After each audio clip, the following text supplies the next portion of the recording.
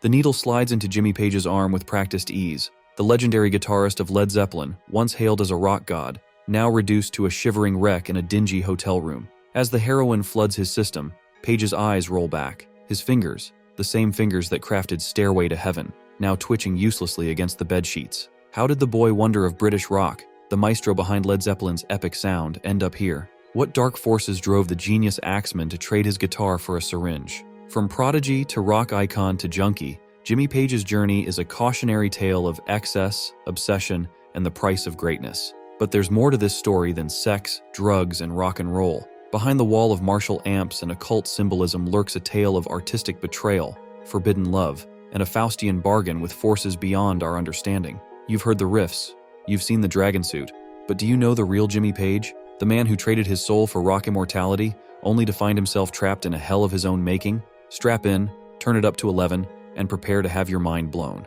This is the story of Jimmy Page, uncut and uncensored. The dark truth behind the light and shade of rock's most enigmatic guitar hero, prodigy to session ace. The early years. Before he was the leather-clad rock god of Led Zeppelin, Jimmy Page was just a sickly kid from Heston, Middlesex, with a beat-up guitar and a dream. But this wasn't your average teenage garage band fantasy. Young Jimmy was a force of nature, a prodigy whose fingers could coax sounds from a guitar that seemed downright supernatural. At 13, Page appeared on BBC One's All Your Own talent show. Asked about his career plans, he said he wanted to do biological research to find a cure for cancer. Rock's future bad boy as a medical researcher? Life had other plans, Jimmy. By 15, Page was gigging regularly, his reputation spreading through London's music scene like wildfire. But it wasn't all glory. I was so good at guitar, the other kids ostracized me, Page later revealed. The price of genius, loneliness, isolation, and a burning desire to prove himself. Enter the world of session musicianship.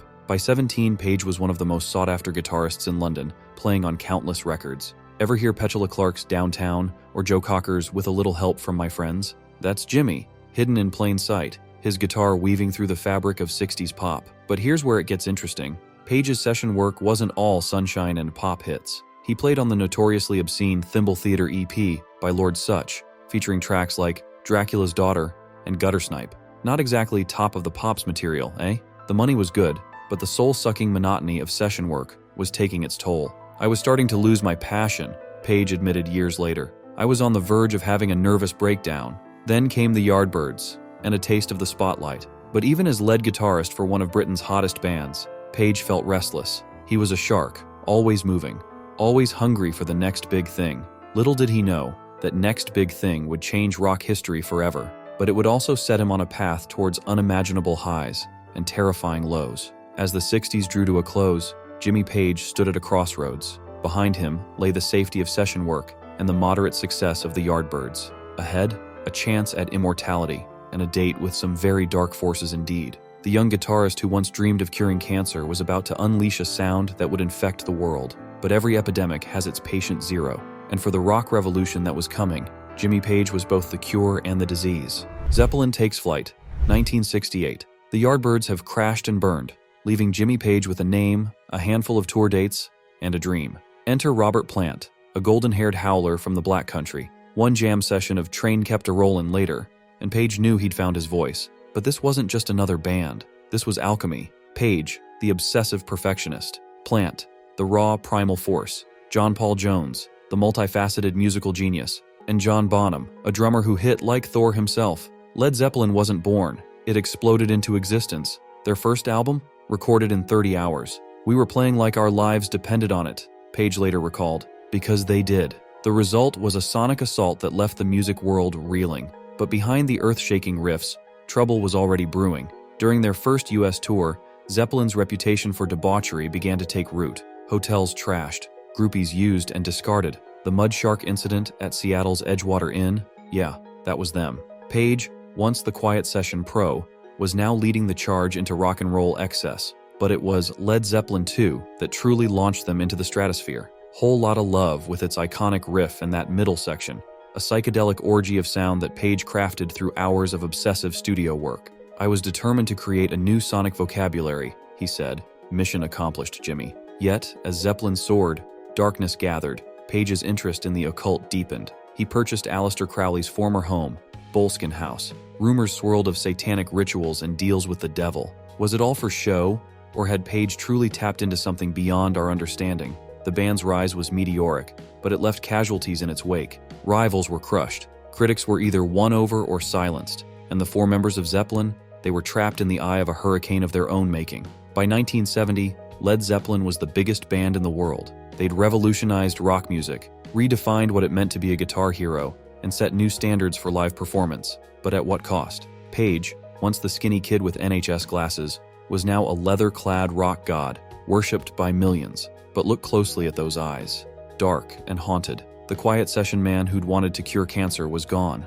In his place stood a figure both terrifying and magnetic, a guitar virtuoso who seemed to channel something not quite of this world. As the 70s dawned, Led Zeppelin stood astride the music world like a colossus. But you know what they say about those who fly too close to the sun. Jimmy Page had built a machine capable of touching the heavens. But every flight has its turbulence, and Zeppelin was headed straight into the storm. The dragon had awoken, and its hunger was insatiable. Fame, fortune, adulation, Page had it all. But sometimes, when you stare into the abyss stares back. And Jimmy Page? He was about to take a dive into the darkest depths of rock and roll hell. Dark arts and darker habits. As Led Zeppelin's star rose, Jimmy Page's descent into the occult and addiction accelerated. The guitarist who once wanted to cure cancer was now dabbling in forces that threatened to destroy him. Page's fascination with the occult wasn't just for show. He was a serious student of Aleister Crowley, the infamous British occultist. In 1970, Page bought Crowley's former home, Boleskine House, on the shores of Loch Ness. There were 2 or 3 owners before Crowley moved into it, Page later said. They all came to a sticky end, foreshadowing Jimmy. But it wasn't just about collecting real estate. Page had the band's albums printed with Crowley's dictum, "Do what thou wilt," inscribed in the runout groove. Coincidence that as Page delved deeper into the occult, Zeppelin's music became more complex, more powerful, more otherworldly? Take Stairway to Heaven. Page claimed he wrote it in a trance-like state. "It just came," he said. "I had these pieces, these guitar pieces, that I wanted to put together. I had a whole set of lyrics that Robert had given me, which he'd written in a flash of inspiration. Divine inspiration? Or something darker?" But as Page courted supernatural forces, he was losing control over his own. Heroin entered the picture, insidiously at first, a little to take the edge off, a little more to keep the creative juices flowing. Before long, Page was in its grip. By the mid-70s, Page was a full-blown addict. His once lithe frame became gaunt, his skin sallow. The virtuoso who could make a guitar sing was now struggling to hit the right notes. During the 1977 US tour, Page's playing was erratic at best, disastrous at worst. Robert Plant noticed the change. "There were times when I couldn't get a song started because the count-in from Jimmy was so vague," he recalled. The rest of the band watched helplessly as their leader spiraled. Yet, in a perverse twist, some of Zeppelin's most haunting work came from this period. In My Time of Dying, with its apocalyptic overtones, seemed to channel Page's inner torment. Was he tapping into something beyond our understanding, or just the ramblings of a junkie? The occult symbolism in Zeppelin's work intensified. The 4 symbols on Led Zeppelin 4, Page's idea, each band member represented by a personal sigil. Page's own symbol, known as Zoso, remains a mystery to this day. "I was very careful about what I used," Page said cryptically. But as Page delved deeper into esoteric knowledge, his grip on reality loosened. Paranoia set in. He traveled with black candles and robes, performing pre-show rituals that unnerved even his bandmates. Was he seeking protection or inviting something in? The 1977 tour was a disaster. Page, rail-thin and dead-eyed, stumbled through performances. The magic was fading, replaced by a palpable sense of dread. And then tragedy struck. Robert Plant's son died suddenly. The tour was canceled. Was it the result of dark forces Page had unleashed, or just cruel fate? As the 70s drew to a close, Jimmy Page stood at another crossroads. The guitar hero who had scaled the heights of rock stardom was now trapped in a prison of his own making. Addiction and obsession had taken their toll, but the story was far from over. The darkness that had fueled Page's genius was now threatening to consume him entirely, and the worst was yet to come. Underage groupies and rock excess. The 70s rock scene was a playground for excess, but Led Zeppelin took it to new heights, or depths. And at the center of it all was Jimmy Page, the quiet genius turned rock and roll Casanova. But this isn't just a tale of groupies and wild parties. It's a story that forces us to confront the dark underbelly of rock stardom. Let's cut to the chase. Lori Maddox. She was 14 when she met 28-year-old Page. Jimmy took one look at me and fell madly in love, Maddox later recalled. What followed was a secret relationship that would be criminal by today's standards. Page had Maddox hidden in his hotel rooms, fearful of legal repercussions. Their trysts were the stuff of rock legend and modern nightmares. He used to tell me I was his only source of inspiration, Maddox said. Inspiration or exploitation? But Maddox wasn't alone. The baby groupies scene in LA was in full swing, and Led Zeppelin was at its epicenter. Sable Starr, another underage groupie, was also linked to Page. The guitarist, once painfully shy, now had a harem at his disposal. Meanwhile, Led Zeppelin's tours became increasingly debaucherous. The infamous Mud Shark incident at Seattle's Edgewater Inn, that was just the tip of the iceberg. Their private jet, the Starship, was a flying den of iniquity. Sex, drugs, and violence were par for the course. Road manager Richard Cole became the band's procurer and fixer. His tasks? Everything from arranging groupies to covering up the band's more egregious excesses. You had to be there to believe it, Cole later said. But do we really want to? Page's relationship with Maddox continued for years, even as Led Zeppelin's star rose higher. He'd bring her on tours, hidden in plain sight. The power dynamic was clear, a global rock star and a teenage girl. The music industry turned a blind eye. But it wasn't all glamour and guitars. The band's behavior became increasingly erratic and violent. Drummer John Bonham, in particular, was known for his drunken rampages. Hotels were trashed, journalists were threatened, and the line between rock excess and criminal behavior blurred. Page, for his part, seemed to revel in the chaos. The shy session musician was gone, replaced by a leather-clad libertine with a taste for the taboo. But at what cost? I've forgotten more than most people will ever experience, Page once boasted. But some experiences should stay forgotten, Jimmy. As the 70s wore on, the band's reputation began to catch up with them. Critics called them out for their behavior.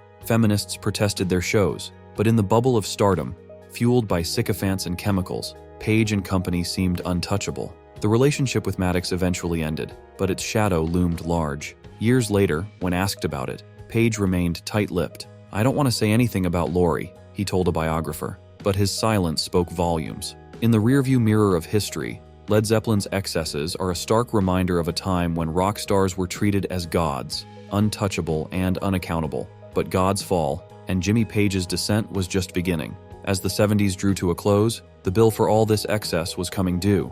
The Zeppelin was losing altitude, and the crash would be spectacular. Jimmy Page had danced with the devil in the pale moonlight. Now it was time to pay the piper. The Zeppelin crashes. As the 1970s drew to a close, Led Zeppelin was a band on the brink. The excesses that had fueled their meteoric rise were now threatening to tear them apart, and at the eye of this storm was Jimmy Page, a guitar god whose halo was slipping. 1980 dawned with Zeppelin embarking on a European tour, but this was a far cry from their conquering armies of the early 70s. Page was a shell of his former self, ravaged by heroin and haunted by his occult dabblings. His once legendary stamina was gone, replaced by a fragility that was painful to watch. During a show in Nuremberg, Page collapsed on stage after only 3 songs. The official story? Food poisoning. The truth? A cocktail of drugs and alcohol that would have killed a lesser man.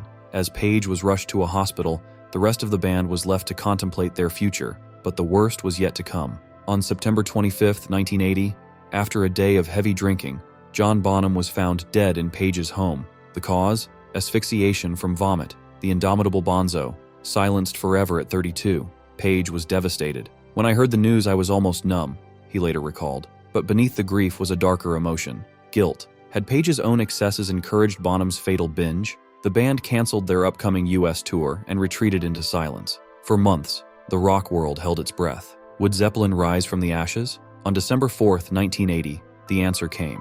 "We wish it to be known that the loss of our dear friend and the deep respect we have for his family, together with a sense of undivided harmony felt by ourselves and our manager, have led us to decide that we could not continue as we were." Led Zeppelin was no more. For Page, the crash was catastrophic. The band had been his life, his identity for over a decade. Now, at 36, he was adrift. "I was unable to pick up a guitar for months," he admitted years later. The magic that had once flowed so effortlessly from his fingers seemed to have died with Bonham. The aftermath was ugly. Rumors swirled about the band's demise. Some blamed Page's heroin addiction.